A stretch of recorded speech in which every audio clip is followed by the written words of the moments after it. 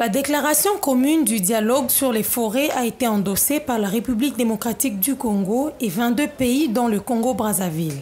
Les pays s'engagent à travailler ensemble pour protéger les forêts du monde, tout en favorisant le commerce et les chaînes d'approvisionnement durables des produits agricoles de base.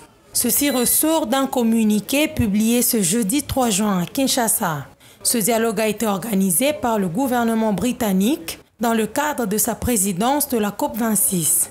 À en croire cette déclaration, le commerce international des produits agricoles de base, tels que l'huile de palme, le soja et le bœuf, représente plus de 80 milliards de dollars par an. Dans le monde, 1,6 milliard de personnes dépendent des forêts pour leur subsistance, dont beaucoup dans les pays en développement. La publication de la déclaration commune d'aujourd'hui marque une première étape très importante dans l'établissement des bases de notre travail. Lancé en février, le dialogue FACT a réuni des pays clés qui achètent et produisent des produits tels que le bœuf, le soja et l'huile de palme afin de convenir de la manière dont ces produits peuvent être commercialisés de manière plus durable. Notons par ailleurs que le dialogue sur les forêts, l'agriculture et le commerce des produits de base vise à réaliser des objectifs de développement durable, notamment à promouvoir le développement économique, réduire la pauvreté, assurer la sécurité alimentaire et améliorer les moyens de subsistance des milliards d'hommes et femmes, et ce, de façon responsable et durable. Greenpeace Afrique demande au gouvernement congolais de suspendre la réforme en cours de l'aménagement du territoire jusqu'à la signature d'une décision gouvernementale.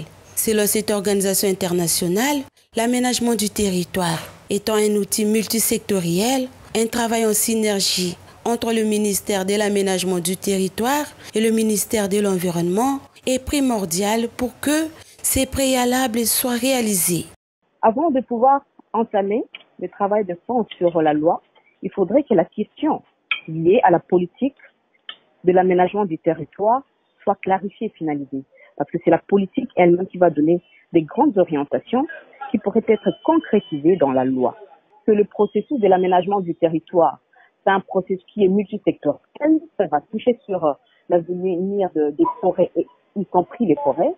Nous disons qu'il y a lieu de suspendre le processus, de remettre les choses sur le rail avant de continuer ou d'avancer. Parce qu'on ne peut pas avancer avec de l'obscurité. Et on sait très bien que ce processus va apporter de la lumière si il est fait de manière inclusive, participative et de l'ensemble des piliers qui vont garantir un avenir meilleur pour l'environnement et pour l'utilisation des terres en général en RDC. Par la même occasion, Greenpeace Afrique exige l'annulation des 13 concessions illégales attribuées en 2020, couvrant près de 2,8 millions d'hectares. Le 1,4 million d'hectares des concessions dites de conservation attribuées en septembre dernier doivent être également annulées.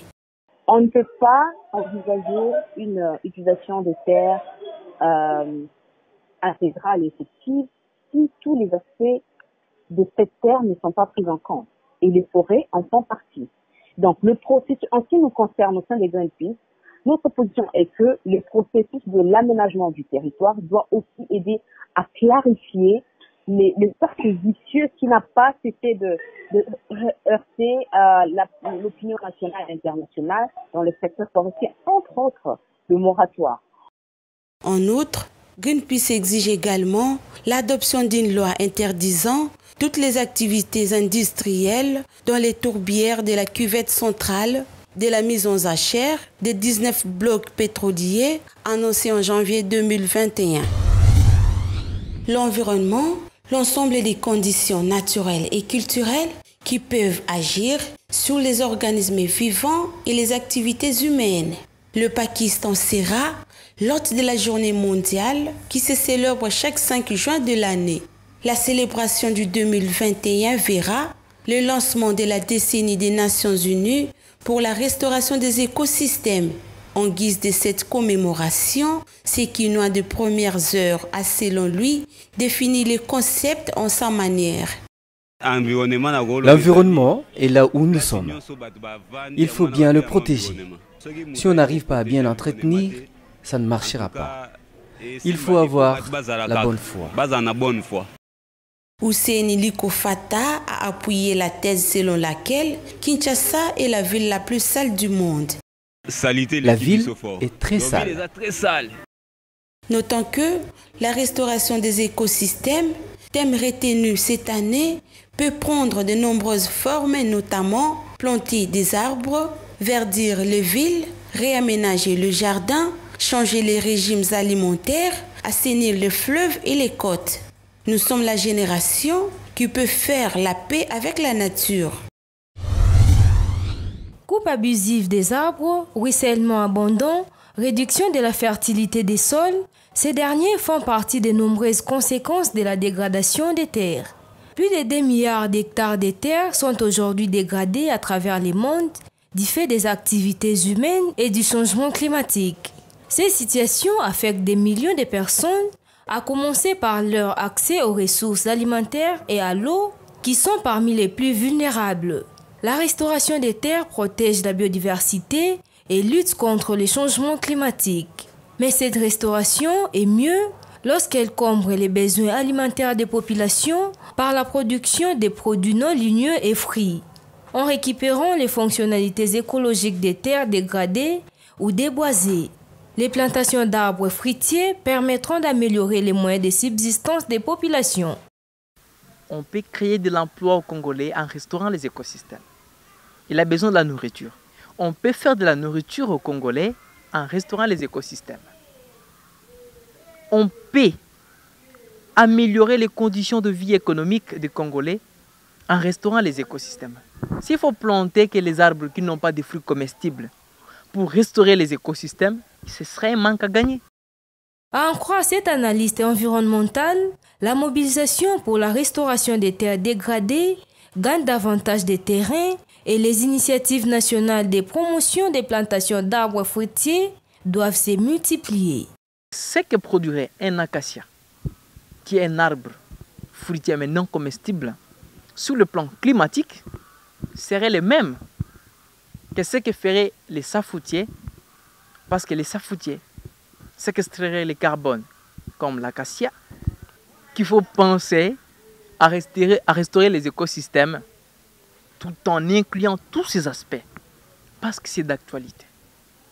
Planter un arbre fruitier pour restaurer l'écosystème, c'est avoir un raisonnement congolexicomatique, un raisonnement adapté aux réalités du Congolais. La dégradation des terres a été reconnue comme étant un problème majeur pour le développement durable et les changements climatiques. C'est dans cet élan que le concept de la restauration des paysages et des forêts est identifié comme une nécessité afin d'accroître la productivité des terres et ainsi rétablir les fonctions des écosystèmes et des services rendus. La portée de la restauration des terres va au-delà de la simple plantation d'arbres et regroupe une diversité d'activités visant à l'amélioration de la fonctionnalité d'un paysage, y compris son habitat, ses ressources naturelles, sa biodiversité et même ses valeurs socio-culturelles, jusqu'à restaurer les terres forestières, pastorales et zones de mangroves.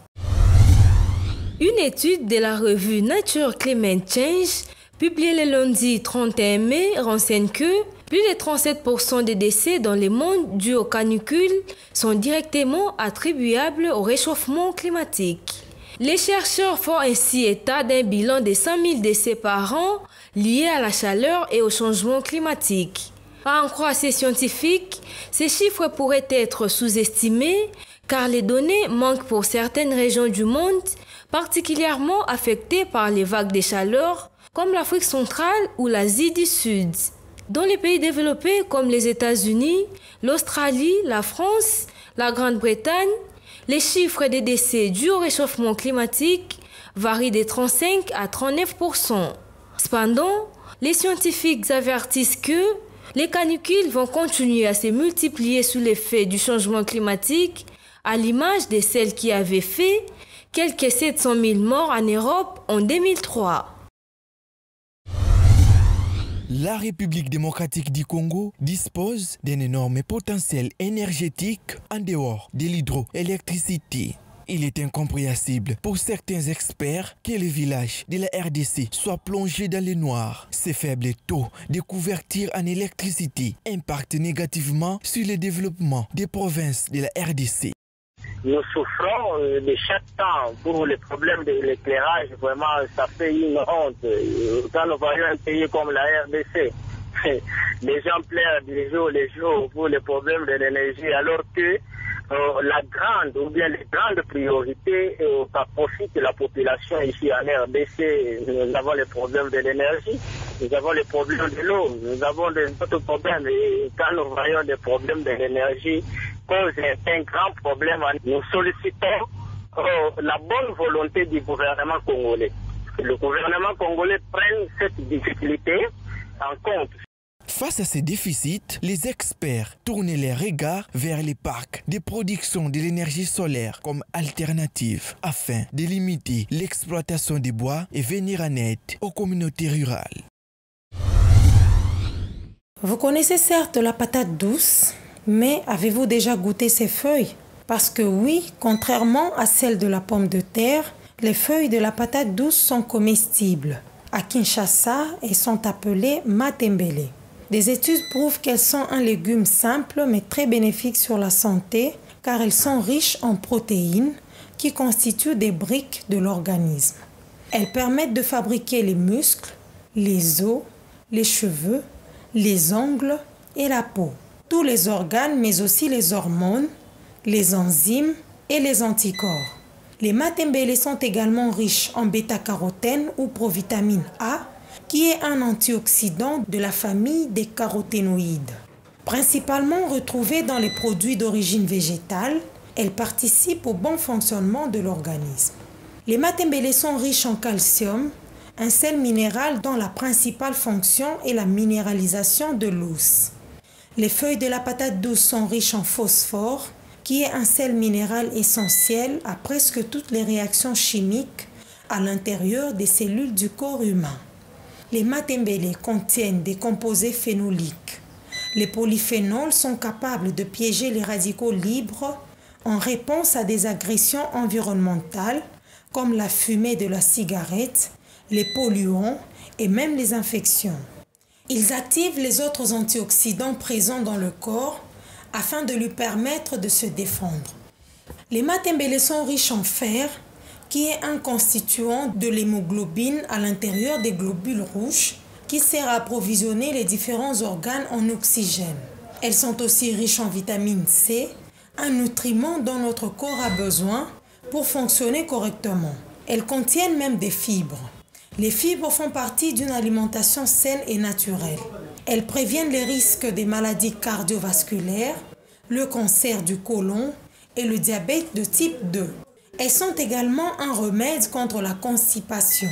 Plus les matembele sont foncées, plus elles contiennent la vitamine A qui est utile notamment pour ralentir le vieillissement, prévenir le cancer et pour garder une bonne vue. La FAO classe les feuilles de la patate douce comme un des 10 principaux légumes antioxydants d'Asie. À Kinshasa, les feuilles de patate douce font partie des légumes les plus consommés car elles sont faciles à cultiver. Elles se préparent soit avec l'huile de palme, soit avec l'huile végétale, associée à d'autres épices. Les feuilles des patates douces se mélangent bien avec d'autres aliments, tels que la viande ou le poisson. Pour être cuites, elles n'ont pas besoin d'être broyées. Elles peuvent être coupées au couteau ou pas, après les avoir séparées des grandes tiges, cela avant ou après le nettoyage. Notons que les feuilles de patates douces se vendent de plusieurs manières à Kinshasa, soit au champ directement, soit au marché ou encore en ambulant, généralement par les femmes, à la criée et à un prix très abordable. Matembele yango yo 1000 francs na 1500 francs.